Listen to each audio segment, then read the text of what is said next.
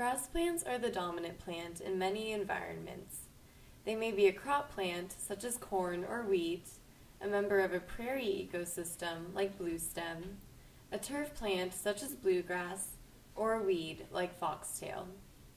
Because we are often motivated to enhance the growth of grass plants or stop them from growing, understanding how a grass plant grows is important. Let's start with an observation. A grass plant is fully grown or mature when it has produced seeds in its flowers, like the sweet plant. Grasses that have not flowered and produced seeds are still growing. Where is the oldest leaf on these plants?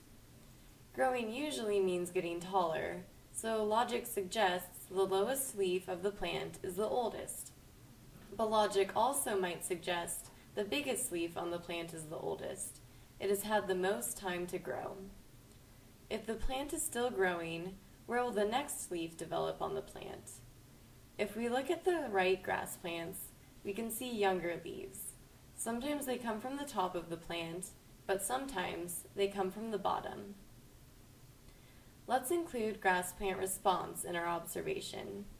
We know from experience that we can remove the top of grass plants in our yard by mowing, and they grow back. How are they growing back? A similar mowing occurs when a grazing animal eats the tops of grass plants in a pasture or prairie.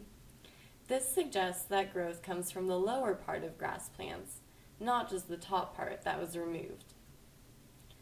Grass plant growth seems to be complex enough to warrant a more systematic approach.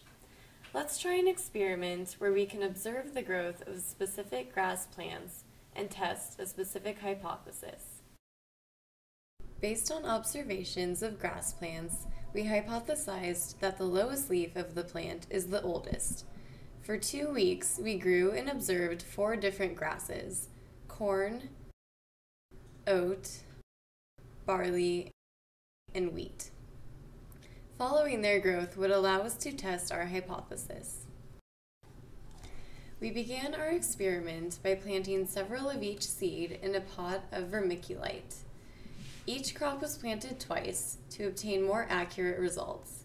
The plants were watered and provided with artificial sunlight. And now we wait. By day 7, the first leaf sprouted. In order to keep track of the first leaf, we identified it with tape. 2 days later, the second leaves began to appear.